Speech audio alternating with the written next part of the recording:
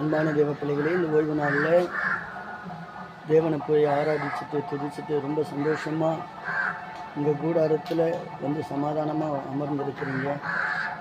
தேவன் இன்றைக்கு சாமுவேலை வைத்து எப்படி தாவீதை அபிஷேகம் பண்ணினாரோ அந்த இடத்துல வேதம் சொல்லும், இவன்தான் நான் தெரிந்து கொண்டப்பட்ட பாத்திரம், எழுந்து நின்று இவனை அபிஷேகம் பண்ணு. ஆமே. இன்றைக்கு கர்த்தர் உங்களை பார்த்து நீங்கள் தான் ஆண்டவருக்குரியவர்கள் என்று சொல்லி உங்களை அபிஷேகம் பண்ண அழைக்கிறார்.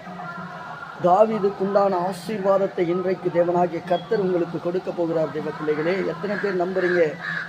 தேவன் அவருடைய அழைப்பு என் மேல் இருக்கிறது, உங்கள் மேலே இருக்கிறதா இல்லையா?